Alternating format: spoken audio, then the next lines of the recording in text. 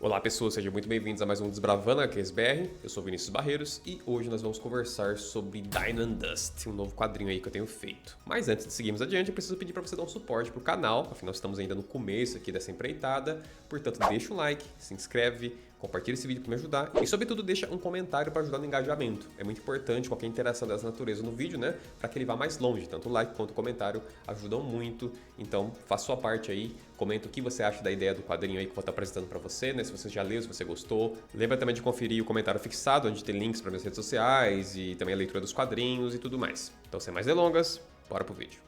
Então hoje falaremos sobre um one-shot que eu publiquei recentemente chamado Dine and Dust. Dine and Dust ele é uma mistura muito curiosa de Velho Oeste e dinossauros. Também belas waifus, porque isso é um tempero importante, né? E foi uma ideia que eu tive recentemente, enquanto eu jogava Monster Hunter Wilds, olha só. No late game, né, ou seja, depois de jogar muitas horas do jogo, eu tava brincando de experimentar armaduras diferentes, mais do ponto de vista estético, né, criando looks interessantes. E em meio a minhas brincadeiras ali, eu cheguei no visual da protagonista, que é a nossa queridíssima Dakota Rumble, né? Falei, puta, cara, isso daqui não tem nada a ver com Monster Hunter, porque as armaduras, enfim, dos personagens, né, tem uma pegada mais de misturar partes dos monstros, então seria escamas, seriam garras, seriam penas, sabe, couro, para criar, né, as roupas, as armaduras, as armas. Então, esse visual que eu cheguei, que é um visual mais cowboy, não tem muito a ver com Monster Hunter em si. Mas eu gostei, achei da hora, falei, pô, isso daqui dava um shonen, bicho.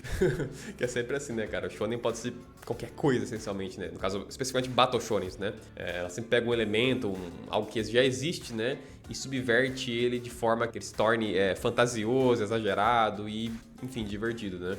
Então eu olhei pra aquilo e falei, caramba, cara, um Velho Oeste com dinossauros, uma galera com umas armas gigantes, assim, além das próprias armas clássicas de Velho Oeste, como revólveres, como espingardas, que eu adoro de paixão, assim, acho bem legal a estética dessas armas antigas, né? Falei, cara, isso daqui ia ficar muito bacana. Obviamente, a abordagem do Monster Hunter no que diz respeito à trama, né, a história, é bem diferente do que eu pensei pro Dine and Dust. No Monster Hunter, basicamente, os caras lidam com problemas ambientais, por assim dizer, né? Então tem um descontrole no bioma ali, tem um predador que não é daquela região ali, criando problemas, eles vão lá, caçam o monstro e, enfim, protegem ali o ecossistema.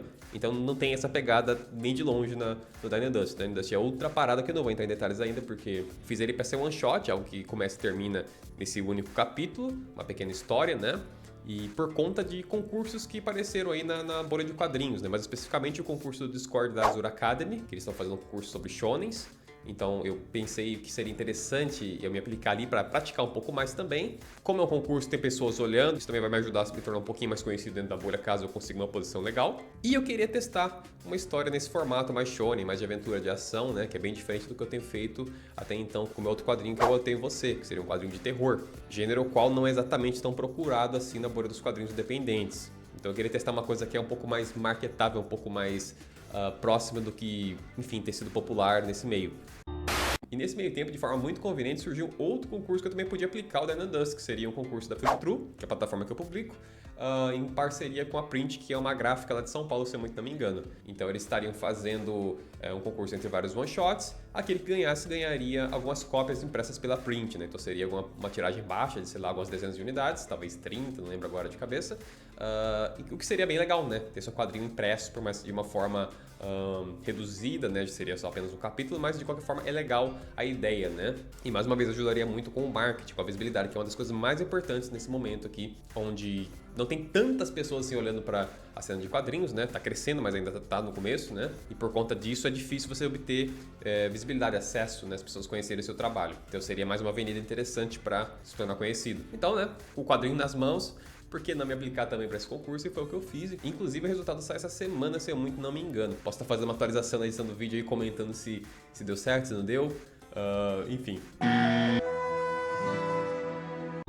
E eu quero voltar um pouco para essa questão de testar uma obra shonen, né? Que é uma coisa que eu tinha curiosidade de fazer, porque pouco antes de eu publicar o Eu Tenho Você, que é meu quadrinho de terror que eu estou publicando desde novembro, que tá com 5 capítulos, inclusive, então tem bastante material da história já para você conferir. Vai lá ler. Pouquíssimo tempo antes de eu publicar, eu notei uma coisa. A maioria das obras populares no meio dos quadrinhos independentes acaba caindo para Battle Shonens, né? Obviamente, também tem um pouco de romance. E antes, quando eu podia publicar obras com teor erótico na plataforma Flip True, essas obras também tinham bastante acesso. Bastante mesmo. Coisa de milhares aí, então bem mais do que obras, entre aspas, sérias, né? No que diz respeito à temática. Então, eu notei que, caramba, eu tô fazendo um negócio completamente oposto, né? As obras que são populares são obras de ação, de aventura, com porrada, com magia, com, enfim, comédia. E o que eu tô fazendo é um terror, né? E drama. O exato oposto. Então, eu falei, caralho, bicho. E eu fiz isso pensando num público mais tradicional de quadrinho, que compra quadrinho físico. Essa galera gosta muito de quadrinho de terror. Eu sei por experiência, por ter trabalhado numa loja, né? Com vendas de livros e quadrinhos, especialmente quadrinhos. E a galera engajava muito com quadrinho de terror. Então, eu fiz um pouco pensando nessa demográfica. Só que essa demográfica não é a mesma dos quadrinhos online, digitais, né? Ainda mais brasileiros. Então, não é o gênero mais buscado, definitivamente. A ponto que eu vejo que tem até uma confusão no meio até dos autores, que eu acho bizarro, que a galera não sabe diferenciar muito bem o que seria um quadrinho de terror de uma obra só Dark Fantasy, por exemplo, né, com um mundo sombrio, mas que não necessariamente é uma obra de terror. Mas o ponto é, infelizmente, as pessoas não têm buscado muito esse tipo de obra. Então, partindo disso, eu queria testar uma coisa diferente, uma coisa mais próxima do que é popular, para ver se eu teria um pouco mais de êxito em acesso. Porque para me chegar na casa dos 1000 acessos no Eu Tenho Você, deu trabalho, bicho. Tive que pedalar bastante, divulgar em muito lugar diferente. E mesmo assim, essa semana ainda perdemos vários números ali de acesso, algumas centenas, por questões de que a plataforma estava com algum problema da forma que ela marcava os acessos, né? Tava errado, estava equivocado, estava dando mais números do que deveria dar. Então eu caí de 1.500 e quebrado para 1.100. Então temos que pedalar de novo para chegar nos 1.500 e, enfim, continuar avançando. Então, como tá complicado ter views, né, ter público, mesmo tendo publicado já 5 capítulos, que é uma boa quantia, eu queria muito testar uma coisa diferente para ver qual é que seria, e então o Dynasty caiu como uma luva para ser esse experimento. E até então, com apenas esse único capítulo publicado, ele chegou na casa já de 200 de acesso, isso que eu publiquei só nessa plataforma, né? Não espalhei ele ainda nas demais que existem no segmento. E é por isso que eu sempre comento que é importante que o autor, independente nesse momento, ele não se apegue tanto a uma história que ele está, de repente, construindo ali, por mais que ele possa gostar dela, porque às vezes ela pode ser realmente boa, mas não quer dizer que ela vai tão longe, não quer dizer que ela seja o que as pessoas querem consumir do ponto de vista de produto.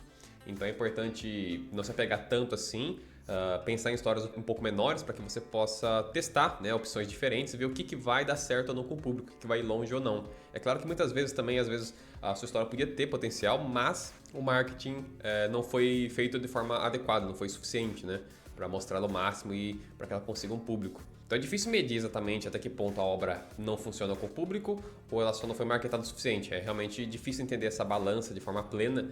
Em última análise, por isso que é bom se empenhar bastante nesse sentido, mas é difícil, sabe? Eu acho muito mais difícil marketar do que fazer um negócio legal, saca? É por isso que é importante o papel de influencer do meio aí.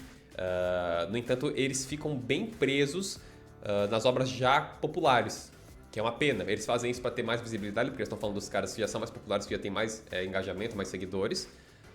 Só que, com isso, eles não fazem tanto trabalho que eles poderiam no que diz respeito a jogar obras que não são populares para cima, né? Eles acabam só falando de quem já tem público, de quem já é notado. Eu tenho que tomar um pouco de cuidado e eu quero permear pelos dois lados. Eu quero falar assim das obras que são populares, até para trazer um pouco essa visão crítica de análise assim do conteúdo do quadrinho, né? Não adianta só todo mundo ficar um dando tapinha na costa do outro falando, não, tá tudo muito legal, tá tudo muito perfeito. Às vezes não tá, às vezes é bacana um pouco de crítica, né? Desde que seja feito de forma consciente, né? Sem exageros e, enfim, sabe? Que tenha um aspecto construtivo, né? Para ajudar de fato a coisa a melhorar. Então eu quero falar dessas obras populares, mas também quero caçar coisas que não são conhecidas e que são interessantes, que têm um potencial que vale a pena ser jogado para cima para, enfim, mais pessoas conhecerem e a pessoa também, o autor, né? Ficar estimulado a produzir mais e melhorar e, enfim. E como eu comentei, o Dark Dust ele foi criado da perspectiva de ser um one shot, ou seja, uma história que é contida, que começa e termina nesse único capítulo, né? Mas eu adorei fazer. E sobretudo, quando eu tive a ideia para a história veio inteira.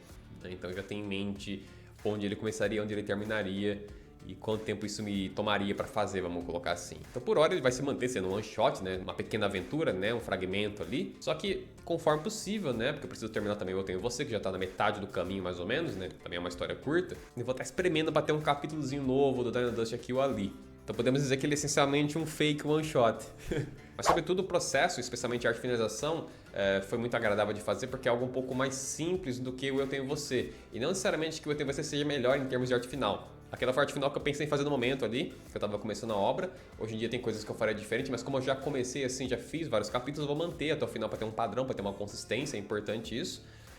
Só que, por exemplo, quanto mais eu faço quadrinho, mais eu vejo que é uma atividade muito cansativa que demanda muito de você. Então você tem que tentar achar formas para tornar o processo um pouco mais prático, mais rápido, mais eficiente, porque é isso, é uma produção. Você é como se fosse a máquina da sua indústria que produz o seu produto, que seria o quadrinho. Então encontre meios de otimizar a produção para que você faça mais faça bem e renda, né? Então o Dine Dust eu diria que ele tem uma ênfase muito maior na ilustração, nas formas, nas poses, nas composições. E para ele ser uma obra de ação e aventura, é muito mais fácil você ser dinâmico do que numa obra mais estática, como é o caso do Tem Você Quer, né? Mais diálogos, mais suspense. Mas obviamente quando chega no clímax as coisas conseguem ficar mais interessantes, mas né, são momentos bem pontuais. É uma história mais lenta. Então como o Dine Dust tem essa natureza mais de ação, com lutas, com batalhas e exageros, é mais fácil ser dinâmico e chamar atenção e também brincar com quadrinização, só que tudo isso feito de forma prática, né? Você vê que a arte final é bem simples, é um pouco de retícula, uma coisinha ou outra preenchida com tons de cinza ou preto, né? Um efeitinho aqui e ali, mas no grosso ele é muito mais fácil de produzir,